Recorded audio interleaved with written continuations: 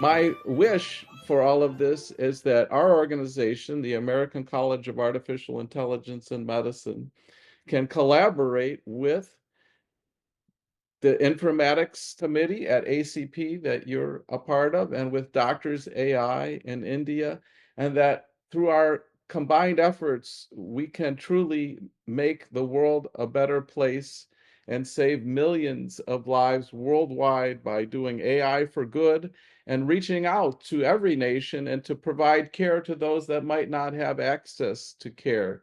What I will say is it all starts with education. So I think, the American College of Artificial Intelligence is leading the path on that. I think the more we educate our future workforce around AI, the better the more promising the landscape will be for future of healthcare. And the reason I am optimistic is, AI is going to be embedded into our day-to-day lives. So what better opportunity than catching them young and teaching them all the tools that will be available, and for our students to get comfortable with these tools as they come into the workforce. And I strongly believe that AI is here for good, especially in the field of healthcare. I don't know about the other sectors. AI is here to augment the performance and the capabilities of a physician and a clinician. It is not here to replace us, and it will never will. This is something that we all must firmly believe. While we believe in this, I strongly feel that education is going to be the key. And the way we look at artificial intelligence as physicians and as clinicians, the way we learn about it, it's going to be very important, a determinant factor as to how we are going to adopt it. Whether you are a medical student, whether you are a postgrad student or an undergrad student, or a clinician or a senior fellow, senior physician, I think it starts with being curious. This is where most of us started. We were curious as to what this is and how it works, and that's what led us to go along the path. So you start being curious, you start knowing what it can bring, and have the appetite to explore and adopt it and adapt your surroundings with it. And I think this is the way forward, possibly the best way forward, and something that is going to be remarkable for the history of medicine, hopefully for the first time. I think internet was one big discovery. I think artificial intelligence is another big one, and this is possibly truly going to be transforming medicine from the way we look at it. Okay, hello. Welcome. This is Dr. Ann Slasuraitis. I'm an internist for over 20 years and currently the Vice President of the American College of Artificial Intelligence and Medicine. And with me is Dr. Speisman. Hi, Mel Speisman, President of the American College of Artificial Intelligence and Medicine. And thanks for listening to the podcast today. We have the pleasure of having two guests. So we have Dr. Deepti Pandita and Dr. Amit Kumar Dey. And I think we'll start with Dr. Deepti. We want to give a little history about her. Yeah, so Dr. Pandita is from the University of California, Irvine, but more importantly, she is the Chief Medical Information Officer and also Vice President of Informatics. And although she's at Irvine, she is truly implementing this system-wide, so we'll be hearing from her. And Dr. Amit Kumar Dey is an endocrinologist who has an organization for Doctors for AI in India and is known throughout the globe for his leadership in AI and medicine. And Ann's going to kick it off with the first question. So welcome, both of you. We're thrilled to have you here and excited. And Deepti, I wanted to ask you a question. I saw your talk at ACP, and one thing that was very interesting to me was the way one of the talks began, that the speaker took a survey of the room and asked everyone to give a couple words on the screen. They were using the automated Silo. Silo, was that the yes, Silo. to give a few words on their thoughts about AI. So some of them had mentioned, excuse me, that was Slido. Some of them had mentioned that they were excited, they were scared, frightened, and I thought that was really interesting to ask everybody and take a survey because I know everybody's at a different level. So I wanted to ask you, what are your concerns that you are addressing with physicians regarding AI, their thoughts on AI? Yeah, absolutely. First, thank you for having me on. The ACP meeting was an eye-opener because, we have assumptions about what physicians think about AI, and then you poll, 300, 400 people in the audience, and it's sort of either reaffirming or myth busting in terms of what they're thinking. But this is reflected, everywhere. I mean, I give talks all over the country in my own institution, and I would start with saying, one, physicians don't even understand what we are asking when we say, what are your thoughts about AI?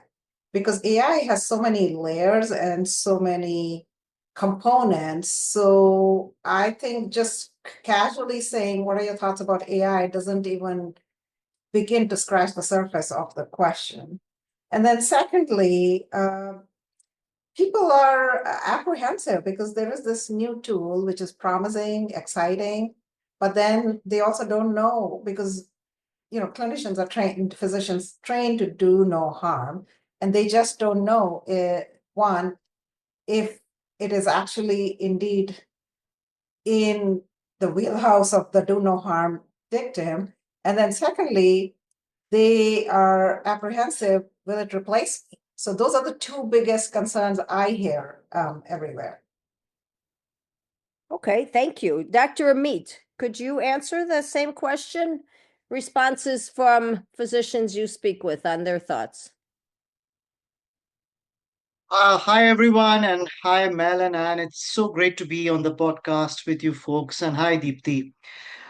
So, my first thoughts to this question is physicians are curious, they are excited, they are also apprehensive about what's coming on the way, but they are quite excited to look at it, learn from it, and try to adopt with it. I think this is the kind of feeling that I always get. And in my journey as the founder chair of Doctors AI, an AI entrepreneur, and also you would be aware that we have also started the academic wing of Doctors AI as the Indian College of Artificial Intelligence in Medicine.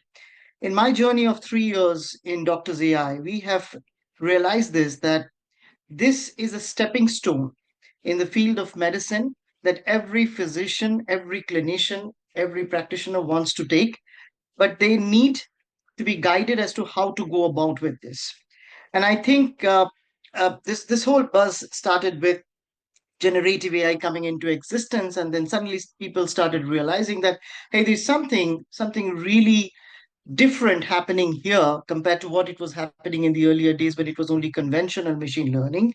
So possibly there is a possibility that this might transform medicine, and there's a huge potential out. Now, our responsibility is with us to establish the science and weave the evidence around it. So I see a lot of curiousness, I see a lot of enthusiasm, a lot of interest, a lot of apprehension at the same time, and also a lot of fear. So it's a mixed emotions that I see, and I think it's going to evolve as we go along. Great, thank you. So I just want to make one comment before we do another question, that we had a booth at ACP and there was so much excitement. Now, maybe it's biased because anybody coming up to our booth was interested in AI, but there was so much enthusiasm and it was very refreshing. But we did have a few people that came up and said, we don't know a single thing about AI, but we want to learn. Where can we sign up? And that was really exciting for us to hear that and to be a part of maybe changing someone's outlook about this and changing their practice. So go ahead, Mel. Great. So one thing that the four of us have in common is we're all very active in American College of Physicians. Ann and I have attended the meeting together for 25 consecutive years. And I want to just ask our guests today to speak to the fact that the ACP, through the leadership of Deepti and the Informatics Committee, put out in June of last year a position paper on AI addressing some of these issues that you guys started to talk about. Deepti, can you give some of the key takeaways of this paper that you published in the Annals of Internal Medicine? Yeah, thank you. That paper was a labor of love, and it took a lot of thought process and oversight to publish that, because we had input from not just physicians on the medical informatics committee. We engaged practicing physicians in the trenches. We engaged the ACP ethics committee. We engaged the ACP regulatory and policy group. So it was a combined effort. And the key takeaways were: one, we call it augmented intelligence. We do not want AI to be a replacement for the human in the loop. We want to make sure that AI is not at a point where we can consider it autonomous. Physician oversight is still important. So that was one key takeaway. The second key takeaway was physicians also need to be educated and be comfortable using these tools in a manner that they can explain the use of the tools to their patients, which is something we often forget, because you may be using a lot of Gen AI or even machine learning tools, but in order to be totally trustworthy and transparent with this use, you have to be able to explain it as to why you are using the tool to your patients. And then the third aspect was AI should still not be under the guardrails of what we call confidentiality, patient-provider, relationship. It should not be where we are not following, good data guardrails around privacy and all the other components. So I would say those were the three key takeaway points. Okay, great. Amit, can I just ask you about your thoughts on AI and education? Yeah, I think that's one of the most important segment that we all need to start brainstorming on.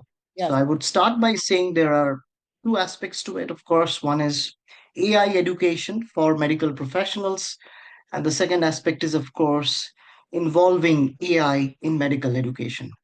So I'll just go with the first aspect. And I think one thing is very clear to us now that we have seen over the last 1.5 years evolving is that AI education is a must for all physicians, all clinicians who are going to be practicing as they go forward, especially the next generation doctors who are graduating out of medical school. So with this, we at Doctors AI, we started something called AI Primer in medical colleges, which kind of consists of 2 to 3 hours of a compact session with undergraduate and postgraduate medical students in their own college, where we induct them with the idea of AI coming into healthcare or medicine as a whole. So that's where it starts. It starts with understanding the basics of artificial intelligence, getting yourself a little familiar with the terminologies, machine learning, deep learning, etc., convolutional neural network. And then people keep asking me that, is it really important for us to know this? Well, yes, you need to be bilingual in today's world. You need to understand the technical jargon as much as you appreciate and understand the medical jargon. So that is the need of the hour, and there's no excuse why you should not. Because whether we want or like it or not, there is artificial intelligence, and it will be there in every domain of medicine and every specialty and subspecialty that we can think of. So, yes, there needs to be AI education in the medical curriculum. The question now comes is how do you incorporate this? Because medical curriculum is itself an exhaustive curriculum, and students are usually burnt out in their 5 or 6 years of medical school. So there could be a multiple ways, and even in Doctors AI, we had kind of created a structure where there could be 3 layers of AI education being started. The basic one, of course, is getting yourself familiar. The second is where you start understanding how to use AI in your day-to-day creativity and productivity of medical education and medical practice. For example, how to use it to read a paper, to write a summary, to make a summary out of your textbook, etc. And third is, of course, for a niche group who would want to explore AI into hands-on deployment, into get more learning of machine learning and deep learning and deploying of that. So that could be one way of structuring it. The second segment is bringing artificial intelligence in medical education systems. So that's again a whole new domain which opens up teaching with augmented reality, with virtual reality, with the generative AI, and I think it's for good. But how we are going to bring that transition on, because this is a phase where practically the teacher learns with the student. And it's an evolution of both the teacher and the student, how they teach and how they learn.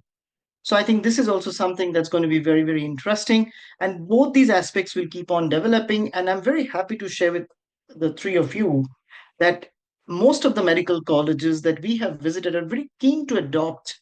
They're very keen to learn as to how this can be incorporated.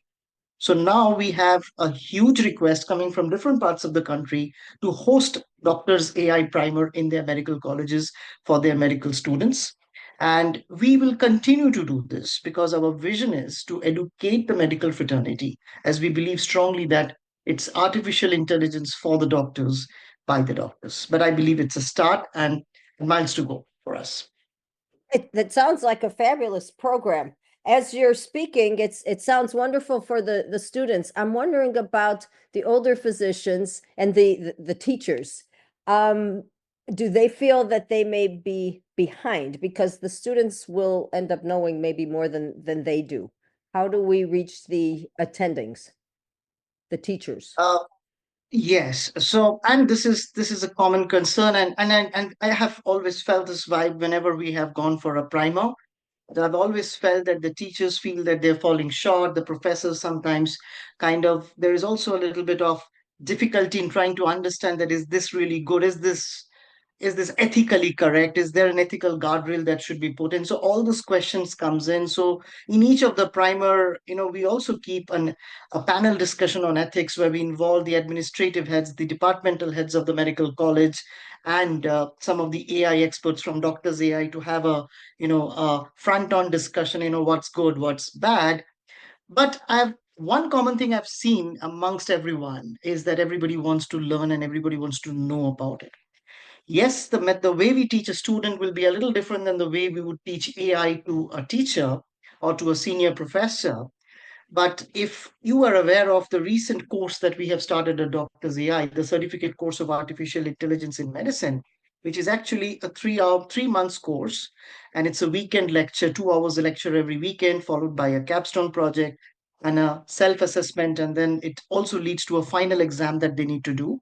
The first batch, which is with us, has got 3 clinicians who are above the age of 60 years who are part of the batch as students. So I believe this defines that there is no age bar to learn. And every individual, whether it's an undergraduate student or a postgraduate student or a senior clinician, is willing to learn and they're willing to adopt something, a new technology that is possibly going to transform the way we practice medicine going forward. Great. Well, I want to continue this theme of education. And the way we approach it is we look at it at 3 levels. We have a UME, a GME, and a CME strategy. So for undergraduate medical education, Ann and I go live or do virtual talks at medical schools around the nation, just like you're doing, Amit. And for Texas Tech, they actually have us working with the M1 class, integrating it into the curriculum really early. For the GME, graduate medical education for residents, we are one of the first, if not the first, to go live to residency programs in internal medicine to teach AI. we go to 5 different hospitals live in the Chicago area and do other ones remotely. And what our chief residents presented at the internal medicine program directors meeting the day following ACP, our poster of our curriculum for resident education. And then the part that all of us share in common here is this lifelong learning, or CME, for attendings. So we are going to have a conference that gives CME credit in September the 19th and 20th at Chicago McCormick Place. I know, Amit, you do CME related activities, but I want to speak to what Deepti is doing and ask her about that. So Deepti not only attends and teaches at ACP, but she also does for the informatics organizations and other national meetings. Deepti, can you speak to the lifelong learner, the continuing medical education work that you have done, and specifically, we all just came back from ACP with you. Can you give us some key takeaways from the 3 talks that you hosted at ACP as part of AI and informatics? Yeah, sure. Thank you for asking that. So, I am involved with ACP. I'm also involved with the HIMSS, as well as, involved locally with, a lot of academic institutions, because I am at an academic university. We do local talks within our community at UC, University of California wide system. We have several systems as part of the UC portfolio. And then, grand rounds and things for other organizations locally. There is a lot of community hospitals here that have asked me to present grand rounds because they're just curious about what AI is. But coming back to the ACP meeting, so we did a talk for the early career physicians, which was very successful. We had a standing room only audience where we presented the good, bad, ugly, so what is AI? So we were trying to do some myth busting. And the key takeaway from that myth busting session was, at the heart of it, AI is math, it's not magic. So people were very curious about that aspect. The second was the autonomous versus human in the loop components of AI. And that, I think, assured people that they could have some trust.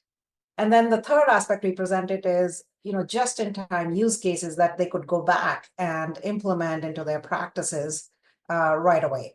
So those were the 3 components of that early career physician talk.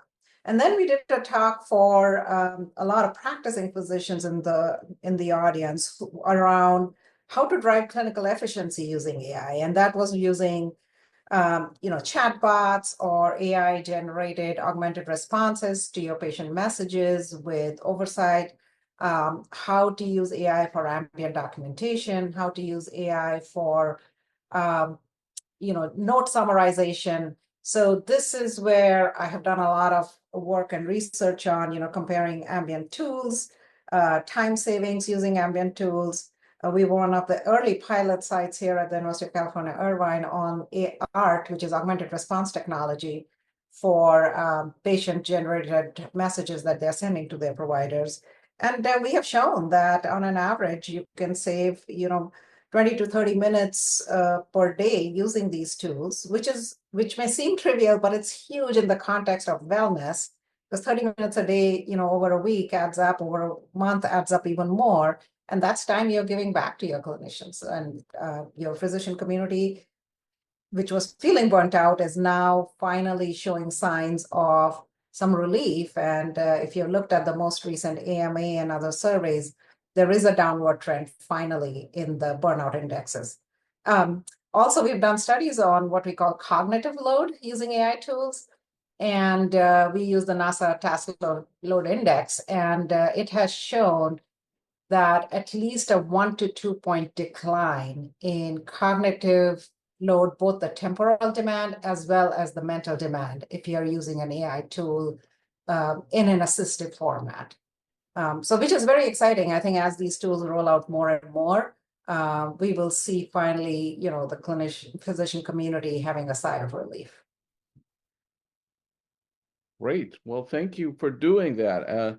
you truly, I have to say, honestly, you are leading the nation through all these national meetings, hosting these talks, and thank you for being like Yes, the one definitely. who at every major conference not only speaks but pulls together panels of experts and really tackles this at a meaningful level. So, you know, we are just delighted that you're doing it and that you're including us in your work. So thank you. Yes, I echo that. Thank you. Oh, thank you. You're too kind. Amit, can you tell us about your new title in the diabetes organization? Oh, right. I'm very fortunate and very happy to have friends in the diabetes and endocrinology community who are uh, quite willing to explore the potential of artificial intelligence in diabetes management and diabetes care.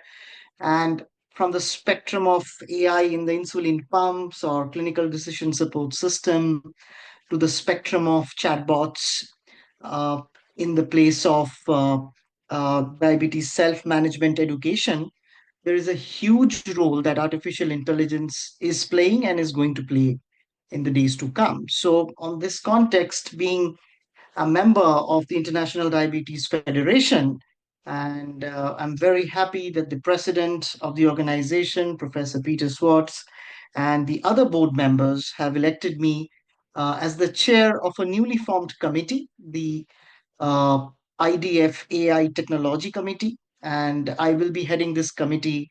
And I was just recently appointed at the IDF 2025 Congress in Bangkok, which just concluded yesterday. And well, the job of this committee is going to be to understand how AI is going to be transforming diabetes care, bring in some consensus, define some policies and guardrails which will possibly be helping uh, developers around the world and also clinicians in the practice of diabetology to kind of frame in which way they want AI to be affecting or impacting diabetes care.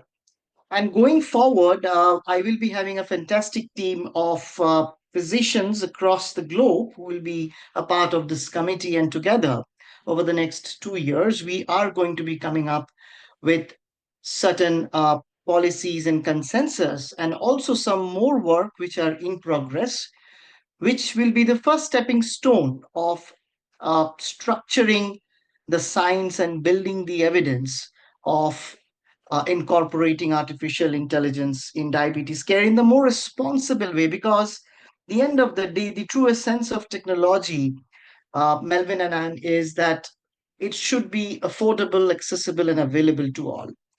And we truly believe that, especially with the mission that International Diabetes Federation carries, is that uh, with the help of artificial intelligence, we can possibly be able to bring in equitable diabetes care distribution in all parts of the globe, and especially in the lower middle income group countries, which is a focus point of the International Diabetes Federation's mission and vision. So, this is why this new committee has been formed, and I've been entrusted with this responsibility to drive it forward. And I look forward to do this with the support of my fellow peers and colleagues in the fraternity of diabetology and endocrinology. Great. Just a follow up to that.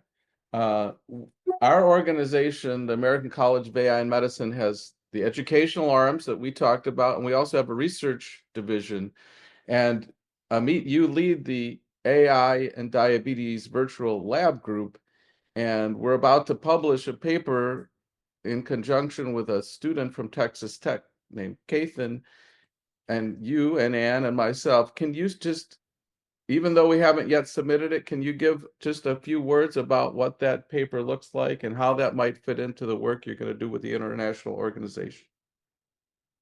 Yes, that's a fantastic opportunity, and I'm also very happy to collaborate with the American College of Artificial Intelligence in Medicine on the diabetes research lab. Before I go into the paper, I must also tell everyone that we also have the Indian College of Artificial Intelligence in Medicine now, which we have recently launched as the academic wing of Doctors AI. And Mel and Anne, we strongly believe that both our organizations are going to be working hand in hand in promoting and working on the research in different subspecialty. That was the basic vision of structuring the Indian College of Artificial Intelligence in Medicine as well. Coming back to the diabetes paper that we will be looking at, I think it's going to be a fantastic comprehensive review. And we are going to be looking at the application of machine learning as well as generative AI in diabetes care, especially in the segment of the clinical decision support system, the insulin pumps, and using machine learning for risk stratification of diabetes patients across the globe. And there is also going to be a segment that's going to look at using machine learning for prevention of diabetes. So you're possibly looking at prediction of primordial prevention of diabetes and other non-communicable diseases. What better it could be than this?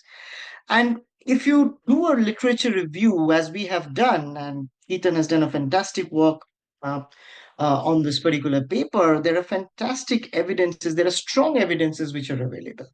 And it's our responsibility to bring up these evidences to light so that tomorrow, when somebody is building a model around it, there is enough science and there is enough evidence to support it. And I always keep saying this, that we have been following evidence based medicine and we will continue to follow evidence based medicine in our practice, but possibly with a layer of data driven, information led, intelligence based medicine. And artificial intelligence is possibly going to help us do that. So, yes, I'm so excited to working with the lab on this paper, and we look forward to publish this soon. Okay. Bert, Deepti, can I ask you about the role of Chief Information Officer at Academic Health Systems?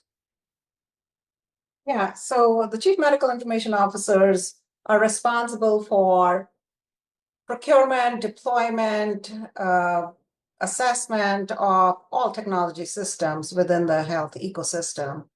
And in my role, I'm sort of the translator between tech speak to clinical speak.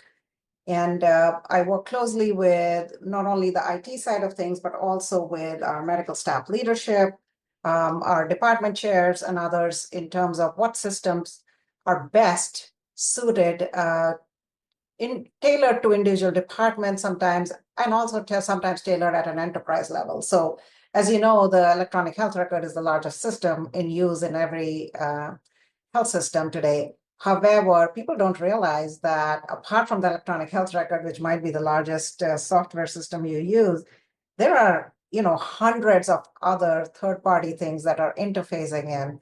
And how do you tailor them in a manner that what I call in the background or noiseless, where the physician and the patient relationship is not hampered by a third wheel in the room, because all these technology systems are in place. So my role, especially when we look at AI systems, is how do we enable these systems in a manner that they are sort of in the background and not in the foreground, enabling the physician to spend more face-to-face time and quality time instead of having to face the computer all the time.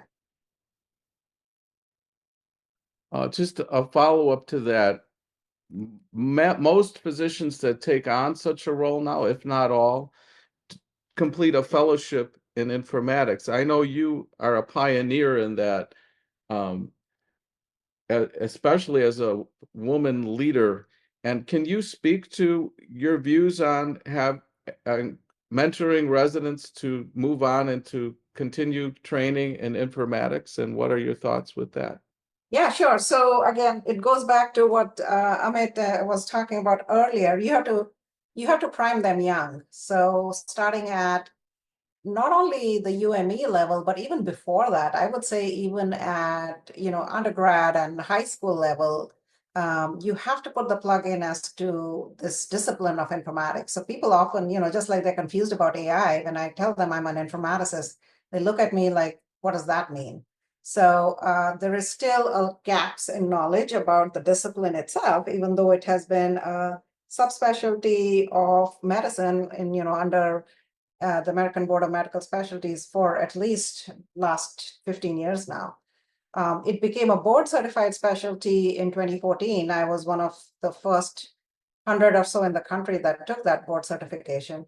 And I was actually the first female program director of a clinical informatics fellowship program in the country, because at that point, there were very few systems offering fellowship. Now we have grown, I'm proud to say, about 55 plus programs offering clinical informatics fellowships. It's a 2-year fellowship, and once you complete the fellowship, you're eligible for board certification. And this is a secondary board certification apart from your primary specialty, which you could be board certified in. There was a sort of grandfathering pathway prior to the fellowship pathway being available, but that is ending this year. So as of this year onwards, fellowship will be the only path to board certification. What I also have done is create curriculum for residents as an immersion program for informatics. So even if they don't go on to fellowships, they at least are getting some idea about what clinical informatics is through those immersion curriculums. So, a lot of residents have electives and things, and they could do a clinical informatics elective. At the UME level, having a dedicated 4-6 week primer on informatics is what a lot of academic systems have done. So at least they're familiar with the terminology and what it means. Because a lot of people just think that informatics means you're managing the EMR, which it is not. It's all about workflows, process, people, and technology.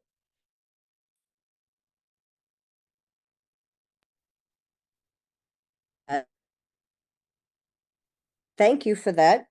I want to ask both of you a question right now. And Amit, I'll start with you, the same question. But name one thing on your wish list for AI 5 years from now. Well, that's a difficult one to answer because the way AI is evolving, what we wish today Yes. might just be something else that's available tomorrow. So, well, if I had to wish one thing 5 years from now, I would wish for precision medicine in its true terms and available to each and every clinician in all parts of the globe, which, from my, I would say, utopic thoughts, perhaps, I would hope would bring equitable healthcare distribution in its true sense. Take healthcare to the right person at the right point of time when they need the most. I think this is the best thing that the artificial intelligence can bring in healthcare. This would be one big wish. Well, that's a big wish. Excellent. Thank you so much. Deepti, how about you?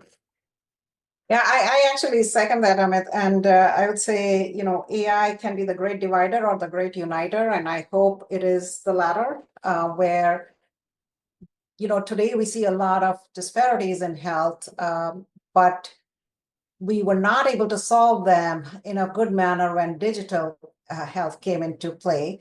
I'm hoping AI will be the landscape that actually breaks all barriers and is sort of the solution we have been looking for in digital health in terms of eliminating digital disparities. So I think it has the potential. We just have to tread carefully and make sure that we always keep those key principles in mind, where we have trust, transparency, explainability, while also building the education side of things. Great. Well, I truly believe that we could achieve the goals that both of you just expressed through one thing and one thing only, which is collaboration. And when I started doing this AI work with Anne, we learned immediately that the magic happens with collaboration. We just returned from a global summit at the University of Illinois Champaign, where the dean, Mark Cohn, had traveled the globe and brought in physician leaders like yourself from many different nations to meet and collaborate. And so my vision of achieving the ends that you guys have been speaking about almost on a daily basis across the nation and across the world, the way that's going to happen is if we work together. And my wish for all of this is that our organization, the American College of Artificial Intelligence and Medicine, can collaborate with the informatics committee at ACP that you're a part of, and with Doctors AI in India, and that through our combined efforts, we can truly make the world a better place and save millions of lives worldwide by doing AI for good and reaching out to every nation and to provide care to those that might not have access to care. So, any final thoughts that you guys want to share with our audience?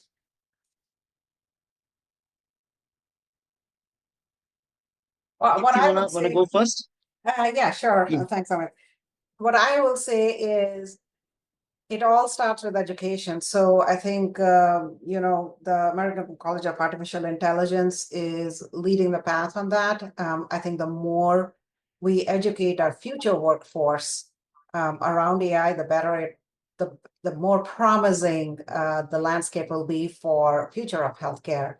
And the reason I am optimistic is, AI is going to be embedded into our day-to-day lives. So what better opportunity than catching them young and teaching them all the tools that will be available, and for our students to get comfortable with these tools as they come into the workforce. Yeah, I kind of completely echo with what Deepti said, and I strongly believe that AI is here for good, especially in the field of healthcare. I don't know about the other sectors. AI is here to augment the performance and the capabilities of a physician and a clinician. It is not here to replace us, and it will never will. This is something that we all must firmly believe. While we believe in this, I strongly feel that education is going to be the key.